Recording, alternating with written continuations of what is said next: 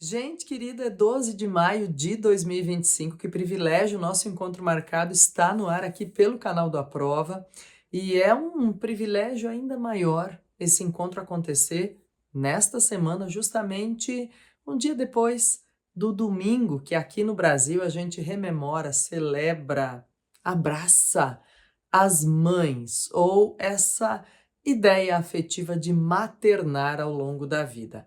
Eu quero, claro, consolidar e mais ainda assim, ó, dizer para a gente manter firmes esses laços, seja de perto ou de longe, ao longo do ano, ao longo de todo o nosso processo, entender o quanto isso significa para o nosso crescimento, para a nossa transformação, o quanto esse cuidado materno tem a ver com tudo que a gente pode fazer de melhor ao longo da vida, né?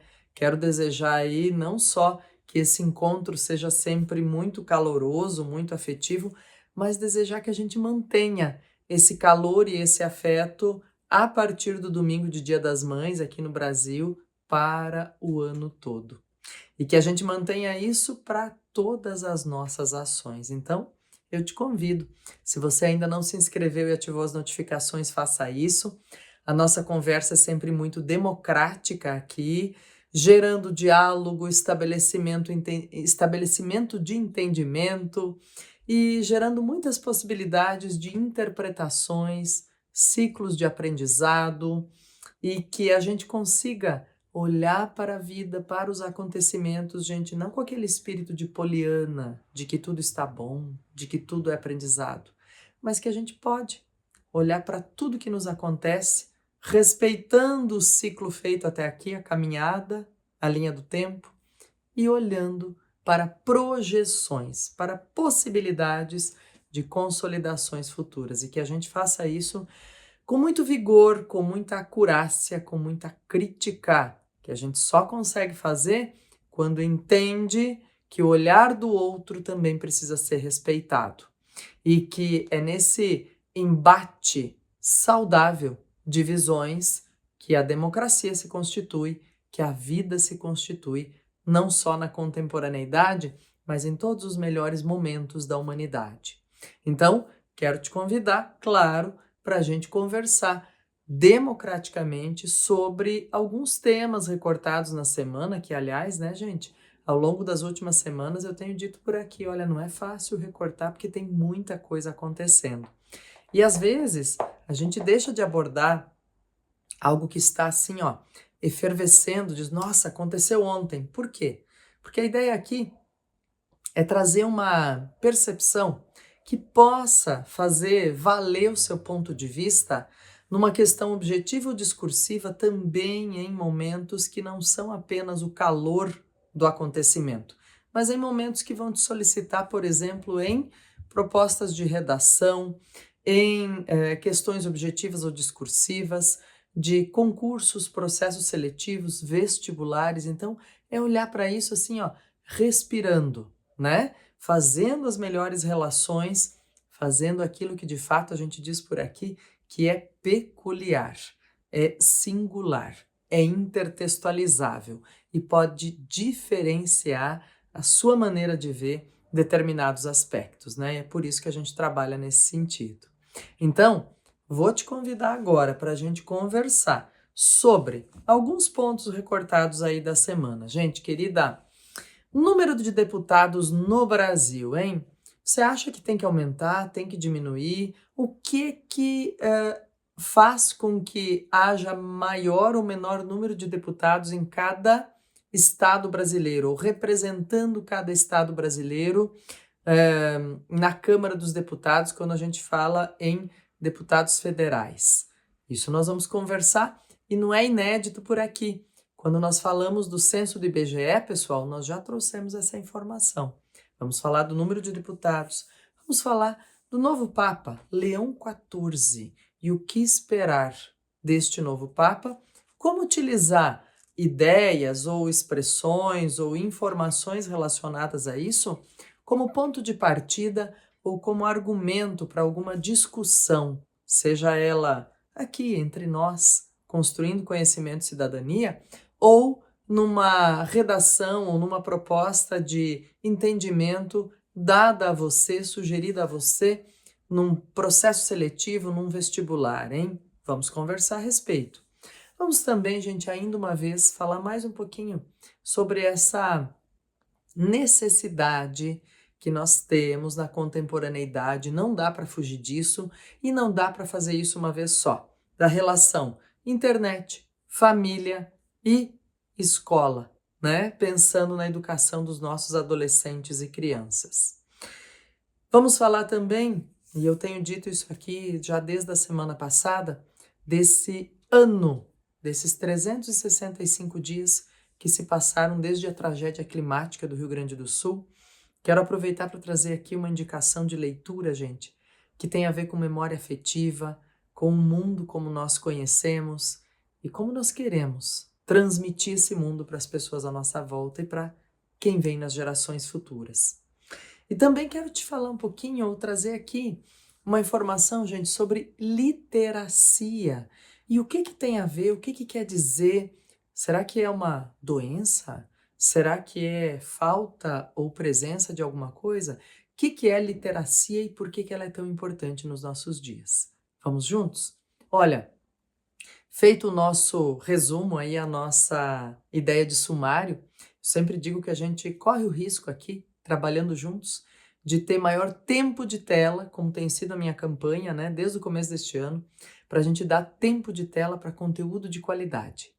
Então a gente corre o risco de ter tempo de tela para mais conteúdo de qualidade e mais ainda, ter tempo de tela para a gente consolidar cidadania mais forte, mais perceptiva. Bom, número de deputados no Brasil. Gente querida, não é a primeira vez que eu abordo isso aqui. Em programas anteriores, quando nós falamos do resultado do censo do IBGE, nós tratamos disso. Quer dizer assim, olha, o que está escrito que tem que ser feito? O número de representantes, gente, de deputados que representam determinados ou todos os estados do Brasil, tem a ver com a quantidade de população. E isso no mínimo, vamos dizer, coerente. No entanto, o que acontece? A partir do censo de 2022, houve redução de determinadas populações em determinados estados. Isso tem a ver com mudança, né, gente? Seja de eixo migratório dentro de um mesmo país, seja mesmo de envelhecimento populacional, é mudança de característica. E houve aumento de população significativo em outros estados. Isso quer dizer que o número de deputados deveria ser reequilibrado, alguns estados perdendo algumas cadeiras e alguns estados ganhando outras. No entanto, o que temos visto recentemente é uma discussão muito forte, muito simbólica e que a gente, como eleitor, cidadão, tudo isso precisa ficar atento, como gente que vive neste país precisa ficar atento. Há uma discussão, gente, que é simplesmente de aumentar o número de deputados e não de redistribuir. Então, claro, quando eu chamo atenção para isso aqui, é que essa discussão caminha para chegar ao Senado Federal, deve ser barrada por lá, mas ao mesmo tempo a gente precisa ficar atentos em relação à nossa presença como eleitores, cidadãos, habitantes do país e como somos representados, né? Não dá simplesmente para nos alijarmos do processo democrático, gente. A gente precisa sim entender, consolidar e brigar por ele, lutar por ele, né? Dizendo assim, olha, se a previsão legal é de que, legal no sentido não que é bacana, né? Legal no sentido legislativo mesmo, né, gente? É que isso seja trabalhado em redistribuição, não é para aumentar o número, é para redistribuir. Então, olha lá, ponto de partida e para a gente ficar super atento nas próximas semanas, viu? Papa Leão XIV, olha, antes até que eu diga aqui, pessoal, ele já o fez nas primeiras aparições, nas primeiras falas, justificando a escolha do nome.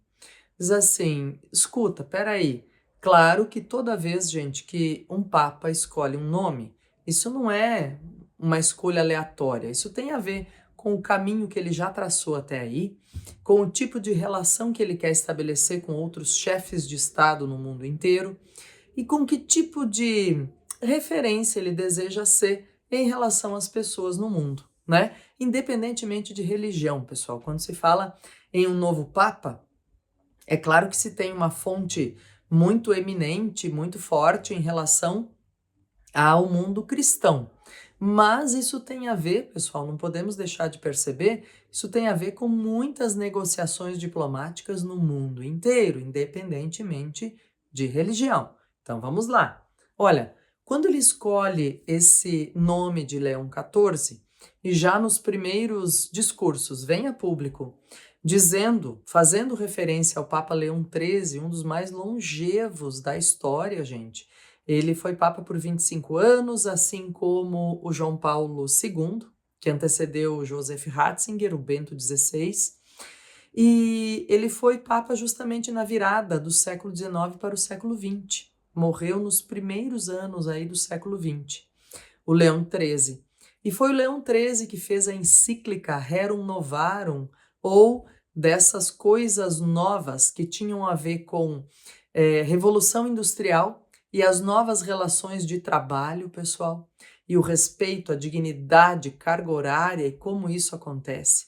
Gente, tem tanta discussão no mundo contemporâneo acontecendo sobre isso, e a gente tem tratado tantas vezes aqui mesmo, né, relacionado a isso, sobre inteligências artificiais, sobre escalas de trabalho, sobre respeito, dignidade humana, direitos de trabalho. Tem uma série de questões sobre valorização. Que trabalhos estão não só em alta, no sentido de que estão em voga ou em moda, mas que estão sendo demandados na contemporaneidade, e que tipo de lista, vamos dizer assim, de pessoas precisa ser incluída para que haja lugar para essas pessoas no mercado de trabalho também.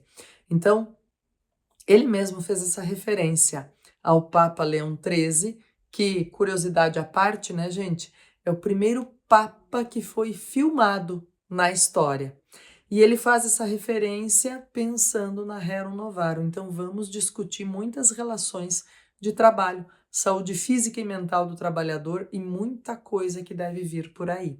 Temos de ficar atentos, prestando atenção não só aos discursos, como as encíclicas que possivelmente o Papa Leão XIV produzirá e divulgará.